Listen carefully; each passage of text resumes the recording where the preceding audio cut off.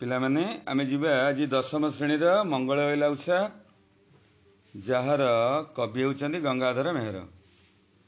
ଜନ୍ମ 1862 ଏବଂ ମହାପ୍ରୟାଣ ହେଉଛି 1924। କବି ପରିଚୟକୁ ଆମେ ଯିବା, ଯାହାକୁ ତୁମେ 10-12ଟି ପ୍ରଶ୍ନ ତିଆରି କରିପାରିବ। କେଉଁ କେଉଁ ଜାଗାରେ ପ୍ରଶ୍ନ ହେବ ତା ମଧ୍ୟ ମୁଁ କହିଦେବି। ଏବେ ଆଧୁନିକ ଓଡ଼ିଆ କାବ୍ୟ ଯୁଗର ଅନ୍ୟତମ କବି ହେଲେ ଗଙ୍ଗାଧର ମେହେର। ସ୍ୱଭାବ କବି ଭାବରେ ପରିଚିତ। ତାହେଲେ ସ୍ୱଭାବ କବି କିଏ? ଗଙ୍ଗାଧର ମେହେର। ସ୍ୱଭାବ କବି ଗଙ୍ଗାଧର ମେହେର। ଗଙ୍ଗାଧର ମେହେରଙ୍କର ଉପାଧି ଦିଆଯାଇଛି ସ୍ୱଭାବ କବି। କେହି କେହି ତାକୁ ପ୍ରକୃତ କବି, ପ୍ରକୃତି କବି ବୋଲି କହନ୍ତି। ପ୍ରକୃତି କବି ନେଚର, ସ୍ୱଭାବ ଆଉ ଏଠି ପ୍ରକୃତି ଅର୍ଥ ହେଉଛି ନେଚର, ଆଉ ପ୍ରାକୃତିକ ଶୋଭା ନୁହେଁ। ସ୍ୱଭାବ କବି ମାନେ ନେଚର, ତେଣୁ ପ୍ରକୃତି କବି ମଧ୍ୟ ତାଙ୍କୁ କୁହାଯାଏ। ଆଧୁନିକ ବରଗଡ଼ ଜିଲ୍ଲାର ମଲ୍ଲିକମନକ ବରପାଲିରେ ଜନ୍ମିତ କବି ଗଙ୍ଗାଧର ଅସାଧାରଣ ସୃଷ୍ଟି ପ୍ରତିଭାର ଅଧିକାରୀ।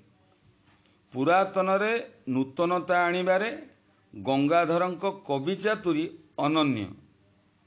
କବି ଚାତୁରୀ, କବି ଚାତୁର୍ଯ୍ୟ, କବିର ଯେଉଁ ଚତୁରତା ଥାଏ ଅର୍ଥାତ୍ ହେଉଛି ଶବ୍ଦ ସଂଯୋଜନା, ସଙ୍ଗୀତ ସୃଷ୍ଟି କରିବା, ଲାଳିତ୍ୟ, ଏସବୁ କବି ଚାତୁରୀ ବୋଲି କୁହାଯାଏ।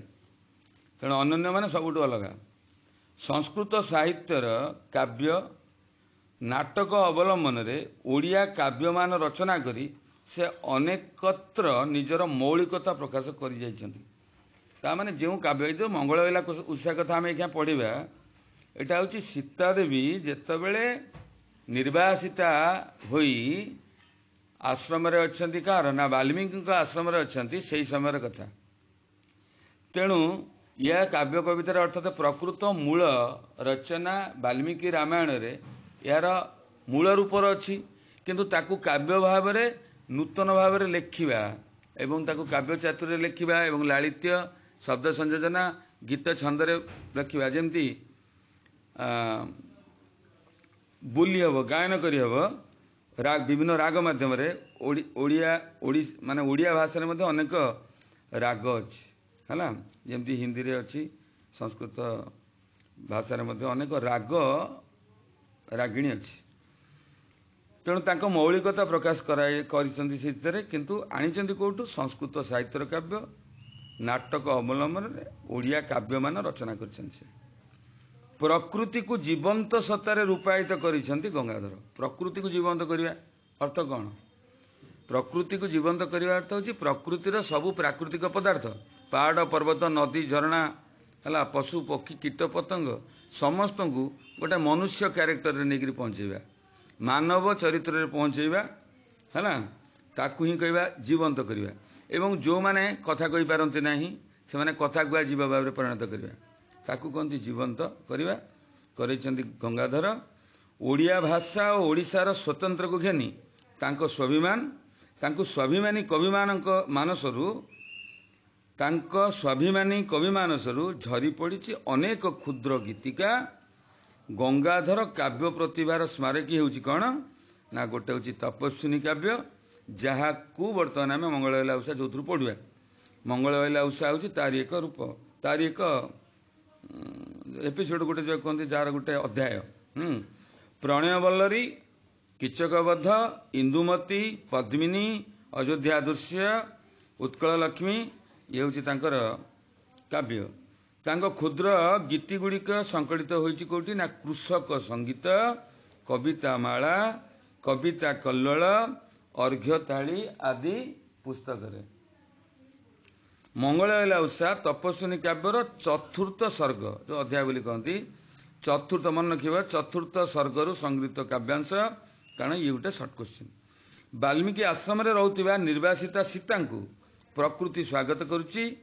ପ୍ରକୃତିକୁ ମାନବ ଚରିତ୍ର ଭଳି, ଦେଖ ମୁଁ କହୁଥିଲି ଯେଉଁଟା ମାନବୀୟ ରୂପରେଖ, କଥା କହିବା ଯିବ ଭଳି ଉପସ୍ଥାପନ କରିବାରେ କବି ଗଙ୍ଗାଧରଙ୍କର ସିଦ୍ଧହସ୍ତତା ଏହି ପଙ୍କ୍ତି ଗୁଡ଼ିକରେ ପ୍ରତିଫଳିତ। ଦେଖ ଏଠି ଲେଖା ହେଇଛି ରାଗ ଚୋଖୀ। ଯେଉଁ ତମେ ଯେଉଁଟା କହୁଥିଲ ତୁଇ ମା ଜନ୍ମଭୂମି ରାଗ ଚୋଖୀରେ ଗାଇଥାଅ, ଏଇଟା ଠିକ୍ ସେଇଭଳି ଭାବରେ ଗାୟନ କରାଯିବ। ତେଣୁ ପ୍ରଥମ ପଦକୁ ମୁଁ ତୁମକୁ ଗାଇ ଦେଉଛି, ଆଉ ପରେ ସମୟ ନାହିଁ ବୁଝେଇଦେବି।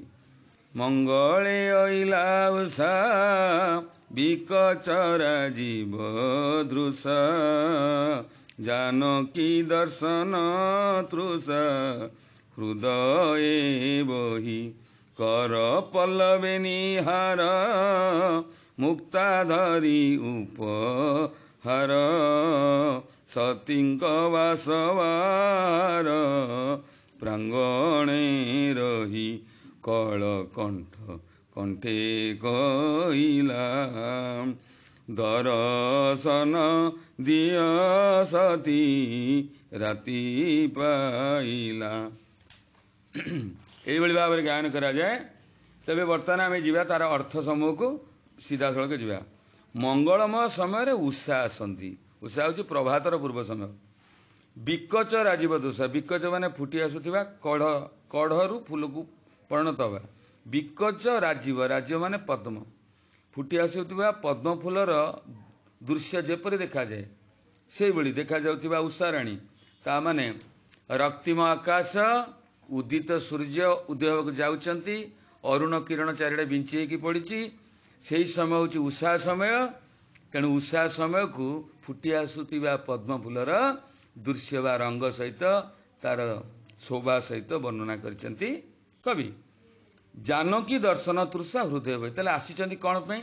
ଏଠି କବିଙ୍କର କାବ୍ୟରେ ଝରି ପଡ଼ିଛି ଯେ ବାସ୍ତବରେ ଏଠି ଉଷାରାଣୀ ଯେଉଁ ଆସିଛନ୍ତି ବିନା କାରଣରେ ଆସିନାହାନ୍ତି। ଆସିଛନ୍ତି କ'ଣ ପାଇଁ?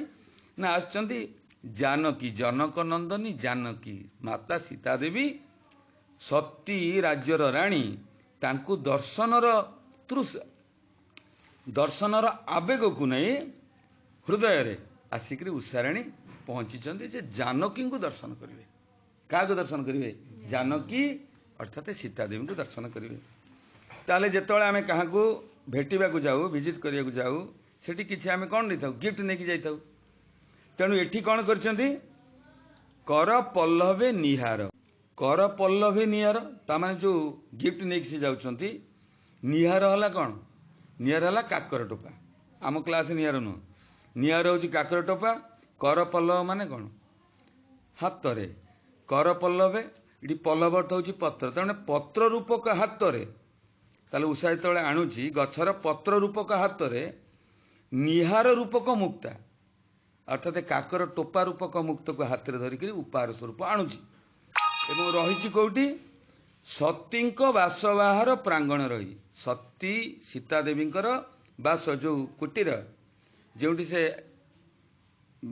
କ'ଣ ଯେଉଁ ଆଶ୍ରମରେ ସେ ବାସବାସ କରୁଛନ୍ତି, ତାର କୁଟୀରର ସମ୍ମୁଖ ଭାଗରେ ପ୍ରାଙ୍ଗଣ, ମାନେ ପ୍ରାଙ୍ଗଣ କହିଲେ ଆମେ କହିବା ଦୁଆର, ଅଗଣା, ହେଲା।